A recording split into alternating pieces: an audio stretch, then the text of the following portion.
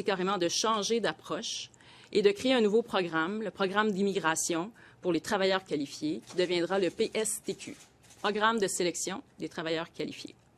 Ce nouveau programme ne fonctionnera pas avec une grille de points, mais plutôt avec des critères qu'il faudra absolument rencontrer.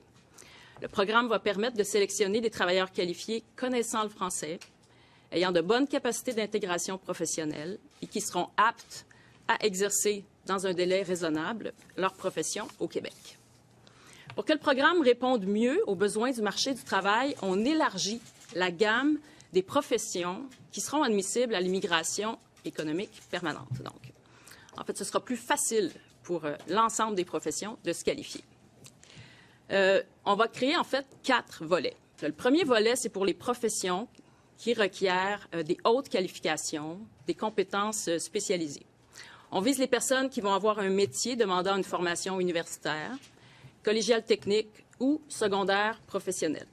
Quelques exemples, par exemple, des gestionnaires en système informatique, des designers graphiques, techniciens en génie mécanique. Ça, c'est des exemples pour le volet 1. Le volet 2, c'est pour les compétences intermédiaires et manuelles. On vise les emplois qui demandent une formation secondaire générale ou professionnelle ou acquise en cours d'emploi. D'autres exemples de ce volet 2, c'est par exemple pour des cuisiniers, des préposés aux bénéficiaires ou des conducteurs de camions de transport. Ça, c'est vraiment une nouveauté hyper importante parce qu'elle n'existe pas dans le programme actuel pour les travailleurs qualifiés, le PRTQ.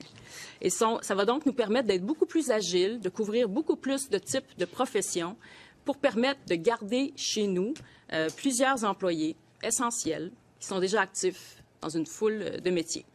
Exemple, beaucoup de PME embauchent des travailleurs temporaires avec des compétences manuelles et souhaiteraient pouvoir les garder sur une base permanente.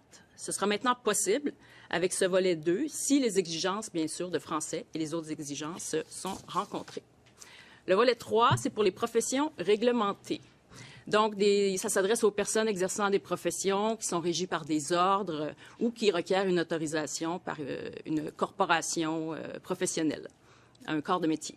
Exemple, des infirmières, infirmiers, des enseignants du primaire, du secondaire, des hygiénistes dentaires. Ça, c'est des exemples pour le volet 3.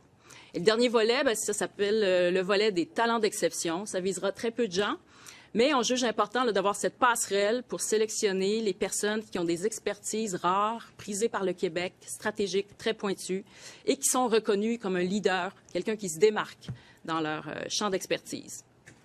Les conditions de chacun des volets vont être modulées selon le niveau de qualification des professions.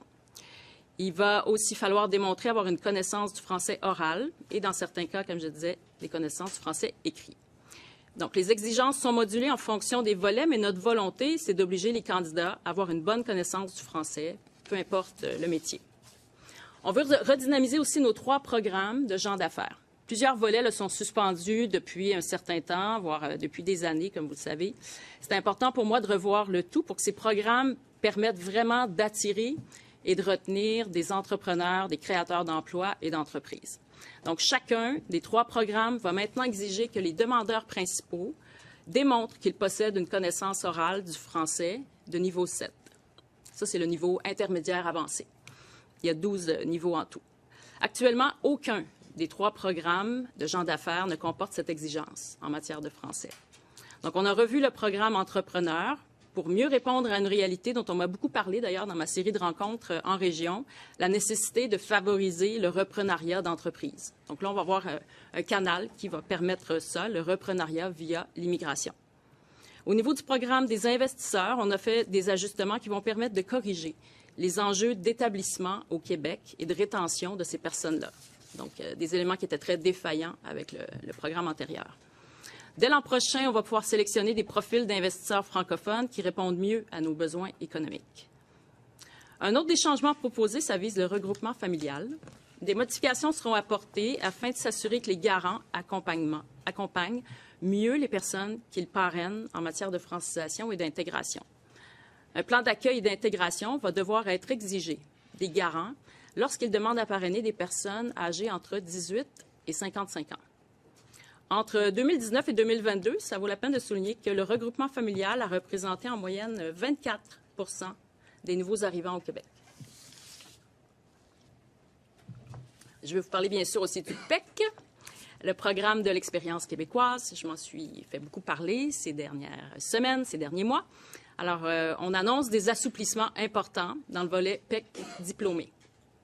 Le premier ministre et moi, on l'a souvent dit, il faut vraiment miser sur les étudiants qui viennent chez nous pour leur parcours académique.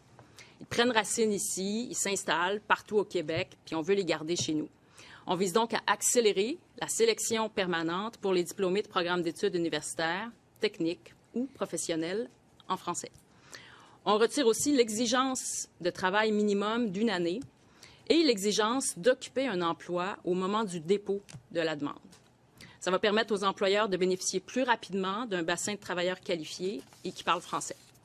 Ça va permettre aussi de retenir dans toutes nos régions des gens qui s'y trouvent déjà parce qu'ils étudient dans ces régions. On l'a officialisé ce matin en Chambre. On va tenir au cours des prochains mois donc une consultation parlementaire pour planifier l'immigration au Québec pour les 4 prochaines années. J'ai déposé, je les ai ici, là, le cahier de consultation, de même que le recueil des statistiques en immigration. C'est un document qui va servir de base pour la consultation, donc on va tenir cet automne, un important exercice démocratique. Les orientations, vous allez le voir, portent sur plusieurs thèmes humanitaires, économiques et sociolinguistiques. On propose notamment une augmentation de la part de l'immigration permanente francophone. On le dit depuis des mois, donc notre objectif, c'est de tendre vers une immigration entièrement francophone. Donc, je suis fière d'annoncer qu'avec les modifications réglementaires que l'on propose, 96 % des demandeurs principaux connaîtront le français, et ce, dès l'année 2026. Et il faut voir qu'en 2018, c'était 72 %. Donc, de 2018 à 2027, on passe de 72 % à 2026 même, on passe de 72 % à 96 %. Et comme les enfants de l'immigration vont fréquenter l'école française, on peut vraiment dire que les gestes qu'on pose permettront à l'immigration d'être une des solutions pour lutter contre le déclin du français au Québec. L'arrivée de francisation au Québec également, le 1er juin, ça va contribuer à nos efforts, puis ça va simplifier l'accès aux services gouvernementaux d'apprentissage du français. On veut mieux soutenir l'apprentissage du français à travers, par exemple, un apprentissage chez les travailleurs étrangers temporaires, à travers des mesures de francisation en milieu de travail et via aussi un accroissement de l'offre de services d'apprentissage du français à l'étranger, avant même que les gens n'émigrent au Québec. On va aussi intensifier nos efforts de prospection et d'attraction pour le recrutement dans des pays francophones et francotropes, dont ceux de l'Amérique latine, bien sûr. Et évidemment, on ne peut pas faire cet exercice sans parler des seuils. Alors, pour lancer la discussion et la consultation, comme on l'a dit, on propose 2 scénarios. On veut vraiment entendre tous les points de vue et l'ensemble des considérations et des préoccupations de tout un chacun. Alors, premier scénario, permettre une augmentation prudente et graduelle des seuils au cours des 4 prochaines années pour atteindre 60 000 d'ici 2027. Et dans ce scénario-là, on permettrait en plus d'admettre en continu les personnes sélectionnées pour le PEC diplômé. L'admission en continu, ça veut dire que les demandes du PEC diplômé seraient traitées par Ottawa au fur et à mesure qu'elles sont déposées et seraient à l'extérieur de nos seuils et sans plafond. La logique derrière cette nouveauté-là d'admission en continu, c'est que la grande majorité des personnes qui sont concernées résident déjà sur le territoire québécois. Ils bénéficient déjà de plusieurs services publics. Ils ont un toit. Leur intégration est déjà en processus. Il n'y a pas d'enjeu de reconnaissance de leur diplôme ou de leurs compétences. Donc, bref, c'est une immigration qui est très facile pour nous parce qu'il n'y a pas d'exigence accrue sur notre capacité d'accueil et les groupes d'accompagnement, les services gouvernementaux sont vraiment minimalement sollicités. Le deuxième scénario, on reste avec notre cible actuelle de 50 000 admissions par année pour chacune des 4 prochaines années. Et les candidatures issues du PEC diplômé feraient partie donc du seuil de 50 000. C'est un moment important qu'on va vivre au cours des prochains mois. C'est plus que jamais l'immigration, c'est au cœur des priorités collectives. On le sait, freiner le déclin du français, lutter contre la pénurie de main-d'œuvre, lutter contre le vieillissement de la population, assurer la vitalité de nos régions. Tout ça, ça fait partie des grands défis auxquels on fait face. Alors, j'invite toutes les personnes, les organismes qui sont intéressés à le faire, à nous partager leur point de vue, soit en participant via le dépôt d'un mémoire ou encore en complétant un formulaire qui est disponible déjà sur le site Internet de la Commission des relations avec les citoyens. Alors, la consultation va culminer avec la tenue d'une commission parlementaire au cours des prochains mois. Et je peux vous dire que depuis mon entrée en fonction, moi, mon souhait le plus cher, c'est de mettre en place des conditions pour que les hommes et les femmes qui décident de venir chez nous puissent avoir du succès, participer pleinement au dynamisme du Québec et puissent s'y enraciner. Voilà. Merci. Je passe maintenant la parole au ministre responsable de la langue française, Jean-François Roberge.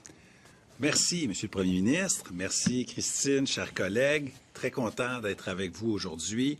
Je vais y aller rapidement, mais c'est une annonce qui est très, très, très importante, qui va avoir un impact sur le visage français du Québec avec les changements que ma collègue apporte. Change la donne, change les règles du jeu. Et quand on change les règles du jeu, évidemment, on change la conclusion et on va se retrouver dans quelques années avec beaucoup, beaucoup plus d'immigrants qui, au départ, parlent français avant d'arriver. Puis, ma collègue est en train de travailler très fort sur Francisation Québec. Ça sera nécessaire. Mais si les gens arrivent et maîtrisent déjà le français, vous comprenez qu'on part avec une longueur d'avance. Puis c'est important parce que c'est important de faire une mise en contexte, là. Le Québec est dans une situation exceptionnelle. On est le seul État francophone d'Amérique du Nord. On est une minorité linguistique dans une mer anglophone. Et on est dans une situation où nos indicateurs sont au rouge. Il faut bien le dire. Il faut bien le dire. Il y a un recul du français en ce moment. Donc, une situation exceptionnelle comme ça amène des mesures exceptionnelles. Puis on a posé des gestes. Dans le précédent mandat, je remercie d'ailleurs l'actuel ministre de la Justice, Jolin Barrette, qui a piloté une loi importante, la loi 96. J'aime son nom, la loi sur la langue officielle et commune du Québec, le français. C'est le socle sur lequel on peut bâtir d'autres choses, voire encore plus loin. Et on poursuit le travail en ce moment. On le poursuit d'ailleurs avec ce groupe d'action pour l'avenir de la langue française que j'ai le plaisir de piloter avec, bien sûr, la ministre de l'Immigration, mais aussi le ministre de l'Éducation, la ministre de l'Enseignement supérieur, le ministre de la Culture, la ministre des Relations internationales et d'autres ministres qui viennent contribuer aux travaux aussi. On est un groupe au départ de 6 ministres, mais c'est important de mentionner que beaucoup, beaucoup d'autres personnes travaillent, collaborent, contribuent. Je remercie aussi, évidemment, le député de Saint-Jean, mon adjoint parlementaire, qui contribue aussi notamment au volet consultation publique du groupe d'action pour l'avenir de la langue française. Les choses qui sont présentées aujourd'hui, évidemment, ont fait l'objet de débats, de discussions. Puis je remercie énormément Christine pour son ouverture parce que le plan a été vraiment bonifié. Puis on peut vraiment être très, très fier de ce qui est déposé aujourd'hui. Quand on change les chiffres comme elle le fait, puis elle a présenté des choses exceptionnelles. Quand on atteint un chiffre comme 96 %, c'est parce qu'il y a des gestes majeurs, audacieux, courageux qui sont posés. Donc, je pense que ce sera déterminant. Et bientôt, le groupe d'action arrivera avec d'autres mesures. Donc, soyez patients, restez à l'affût. On parlera, oui, d'éducation, d'enseignement supérieur, de culture, mais aussi on reviendra sur l'immigration. Le premier ministre l'a dit, on reviendra sur la notion de l'immigration temporaire. Ça va être important aussi de continuer le travail avec le gouvernement fédéral, puis j'ai une fonction qui me permet de travailler aussi dans cette direction-là. On est capable de faire des choses gagnant-gagnant. Ça, c'est important de le mentionner, là. On n'est pas des chicaniers, on ne se laisse pas faire, on s'affirme fièrement, mais on est capable de s'entendre. Regardez ce qui s'est passé avec la fermeture du chemin Roxham. Regardez ce qui s'est passé avec C13 quand on est capable d'inscrire dans la loi ces langues officielles du Canada des éléments de la Charte de la langue française québécoise. Ça montre qu'on est capable de faire des gains. Puis il faut le faire parce que le français nous unit, le français nous définit. Puis je pense qu'on a tous cette responsabilité de s'assurer que ceux qui vont nous suivre vont pouvoir s'épanouir en français au Québec. Merci. Merci à vous trois. Nous allons maintenant passer à la période des questions. On a très peu de temps, une petite demi-heure tout au plus, donc je vais vous demander de vous limiter à une question, une sous-question. Et pour les ministres et le premier ministre, c'est possible de juste répondre aux questions qui vous sont adressées directement. On va commencer avec Hugo Lavallée, Radio-Canada. Oui, bonjour à vous trois. Est-ce qu'avec le plan que vous nous proposez aujourd'hui, là, si on exclut l'immigration temporaire, là, parce que ça, je comprends que ça fera l'objet d'une annonce subséquente, mais pour ce qui est de l'immigration permanente, est-ce qu'avec ce que vous nous annoncez, vous occupez entièrement là, les champs de compétences du Québec? Est-ce que vous utilisez déjà tous les outils à la portée de votre main? Parce que c'est un peu ce qui était reproché de vous demander au fédéral des choses alors que vous n'exploitiez pas pleinement tous les outils. Là, est-ce que c'est fait? Est-ce qu'on a retourné toutes les pierres? Pour l'immigration permanente, oui. Pour l'immigration temporaire, non. Parce qu'actuellement, c'est quand même nous qui émettons les certificats, les CAQ. Donc, pour l'instant, le gouvernement du Québec n'exige pas la connaissance du français. Donc, il y a encore de la place, effectivement, pour agir. Ça sera dans une deuxième étape. Mais on veut aussi aller chercher des pouvoirs additionnels. Mais il y a peut-être une chose aussi que j'ajouterais. La réunification familiale, c'est Ottawa qui choisit. Mais à un moment donné, on réunifie des familles qui sont entrées, la plupart du temps, comme immigrants économiques. Donc, à partir du moment où on augmente les francophones ou ceux qui parlent français dans l'immigration économique, on peut penser qu'à moyen terme, le pourcentage d'immigrants dans la catégorie réunification familiale va aussi augmenter parce qu'on réunifie les personnes qui sont là. C'est sûr qu'il reste la catégorie réfugiés qui est 15 %. Ça, effectivement, il peut... Puis c'est notre contribution humanitaire, là. Donc, il n'est pas question de toucher à ça, mais c'est possible que pour ce petit groupe-là, la réunification familiale implique d'amener des gens qui ne parlent pas nécessairement français. Bon, je vais vous rappeler des souvenirs là, en vous parlant de Claire Sanson, puis du rapport à l'époque qu'elle avait déposé, là. Le cœur du rapport, c'était l'idée de la francisation. Puis ensuite, ça a été repris par M. Jolin Barrette, qui était ministre de l'Immigration. On avait créé ARIMA, puis on privilégiait une sélection basée sur les compétences professionnelles en se disant on va franciser les gens une fois arrivés. Est-ce qu'avec le recul, cette approche-là de franciser a posteriori, ça s'est avéré une mauvaise avenue? Bien, c'est pas idéal parce que c'est basé sur la volonté des gens. Il n'y a pas d'obligation, puis il n'est pas question de commencer à retourner des gens chez eux qui ont déjà été acceptés comme citoyens. Donc, oui, puis je le disais au début, on a beaucoup augmenté les budgets de francisation. Christine va annoncer bientôt la création de Francisation Québec, où là, il va y avoir un guichet unique. Donc, ça va être plus facile aussi d'avoir accès à ces services-là. Mais c'est certain que s'ils parlent français avant d'arriver, bien là, on ne prend pas le risque de savoir est-ce qu'ils vont choisir ou non d'apprendre le français une fois rendus ici. Patrick Belrose, le Journal de Québec. Oui, bonjour à tous. Monsieur Legault, peut-être pour poursuivre dans la même veine, donc, ce que vous proposez va changer beaucoup le visage de l'immigration. Forcément, on va se concentrer sur certains pays, la France, l'Europe francophone, l'Afrique francophone.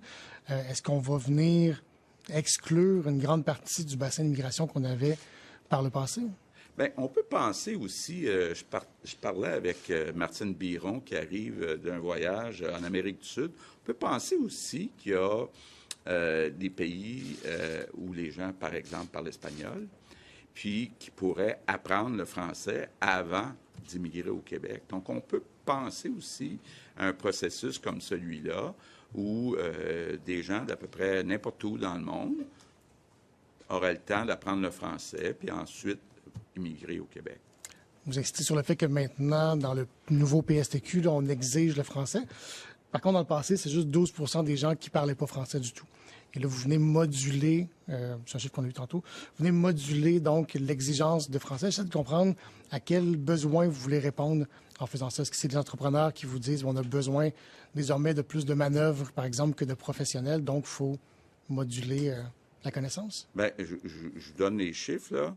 Quand on regarde les requérants immigration économique, avant qu'on arrive en 2018, là, puis qu'on met beaucoup de poids sur le PEC, là, c'est ce que Simon a fait, dans le fond, pour augmenter le pourcentage de francophones, bien, on était à 72 % qui parlaient français. Si on ajoute les groupes réunification familiale et réfugiés, on est à seulement 50 % qui parlent français. Là, ce qu'on dit, c'est que pour les requérants en immigration économique, on va augmenter à 96 % et qu'au total, on va passer à 70 % dans un scénario, puis 75 % dans l'autre scénario. Donc, c'est une grosse augmentation par rapport à la situation avant. Du PRTQ, donc. OK, le PRTQ. Pour le Je te PRTQ. laisse aller sur le PRTQ. C'est pourquoi moduler les exigences en français? Bien, en fait, on amène des exigences en français dans le PRTQ. Il n'y en avait pas. Donc, on voulait s'assurer que ces gens-là puissent s'intégrer adéquatement puis rapidement aussi dans la société, dans leurs entreprises également.